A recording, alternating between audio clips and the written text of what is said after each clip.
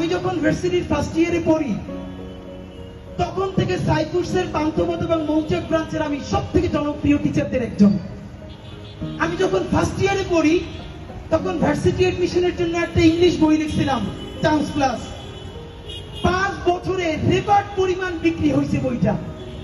আমি ওই ফার্স্ট ইয়ারের একটা ছেলে, এত রেভিনিউ পাইছি, মানে আমার বোন সেই টাকা নিয়ে আমার জন্য ঢাকার আশেপাশে একটা জমি কিনে ফেলছে। এই কথাটা এই জন্য বললাম, এই গণ অভ্যুত্থানের পরে আমার ইনকাম কমে গেছে। আমি একদিন ক্লাস নিলে ইনশাল্লাহ 10,000 টাকার চেয়ে বেশি পাইতাম 5টা ক্লাসে। আমি আইএলটিএস এর যে প্রাইভেট ব্যাচ পড়াইতাম, স্পেশাল ব্যাচ শুধু রিডিং এর, সেখান থেকে অনেক বেশি ইনকাম হইতো। আমি গত 10 বছরে বাংলাদেশের অনেক কর্পোরেট প্রতিষ্ঠানে ইংলিশ ল্যাঙ্গুয়েজ ট্রেনিং করাই, ফনেটিক্স এন্ড প্রেজেন্টেশনের ওয়ার্কশপ করাই। বাংলাদেশে এবং বিদেশে হাজার হাজার শিক্ষার্থী আছে আমার, যাদেরকে গত 10 বছর ধরে আমি ট্রেন আপ করাইছি। এই কথাটা এই জন্য বললাম, পয়সা দিয়ে কেনার ক্যাপাসিটি আমার এই জন্য কারণ নাই। আল্লাহর অসীম রহমতে আমার পরিবারকে আল্লাহ ছোট লোক বানান না এবং গরিব বানান না। আমি গরিবটাকে বৈষম্য বলে করতে বলছি না। আল্লাহ রাসূল নিজে পর্যন্ত চরম দারিদ্র থেকে মুক্তি চেয়েছেন।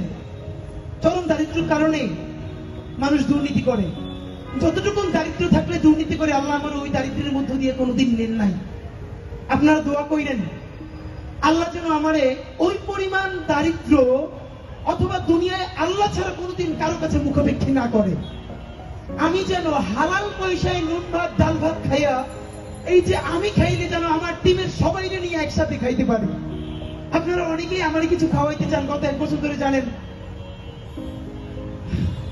মানুষ কিছু একটা খাওয়াইতে খুশি হয় না? আমি ইদানিং মায়েরা, আমাদের বোনেরা সংসারের পর একটু যদি নতুন সংসার করে, ছোট্ট ছোট্ট জিনিস নিয়ে কেমনে সংসার করে তোলে না, এই ফিলিংটা আমার মধ্যে তৈরি হয়েছে।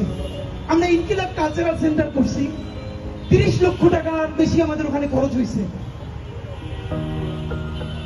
10 টাকা 20 টাকা 50 টাকার জিনিস নিয়ে আমাদেরকে যে যা দিতে চায়, জানেন এই টিমের সবাই কেউ কোনোদিন বাড়ি নিয়ে যায় না, সব থেকে ভালো জিনিসটা সেন্টারে নিয়ে আসে।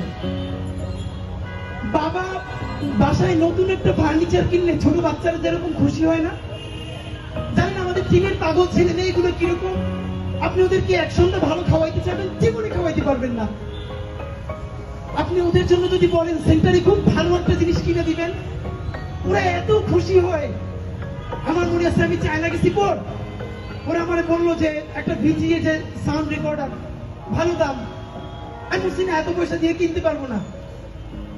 কিন্তু এরপরে আমি ওদের জন্য ম্যানেজ করে কিনে আনছি, এটা ওদের কারণ সেন্টারের জন্য। আমি আইনে যখন বের করছি, প্রত্যেকটা বাচ্চা মাস্টার্স পাস করছে। এটা দেখে এমন আনন্দ নিতেছে, মনে হয় যেন 2-3 বাচ্চারা একটা নতুন সাইকেল, একটা নতুন গাড়ি পাইলে যেরকম আনন্দে আপনি তোমার ঘরে করতেছে। সুতরাং আমার জানি এই নির্বাচনে জেতাটা না, নির্বাচনে জেতাটা খুবই আমাদের ছোট একটা কাজ। আল্লাহ চাইলে আমরা নতুন রাজনীতি নির্মাণ করে ফেলবো ইনশাআল্লাহ।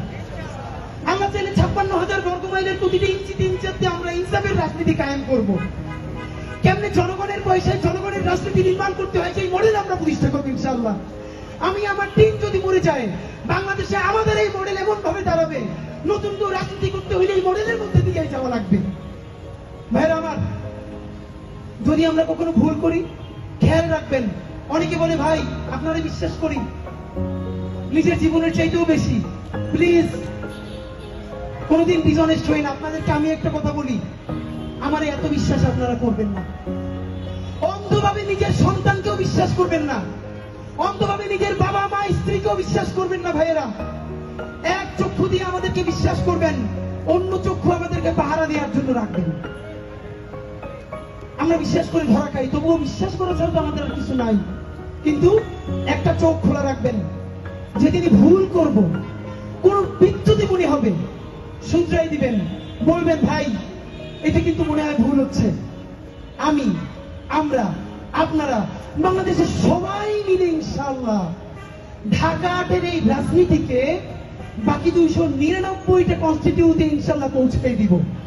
সুতরাং যে নয়া সফর শুরু করলাম, আমাদেরকে কেউ থামাতে পারবে না।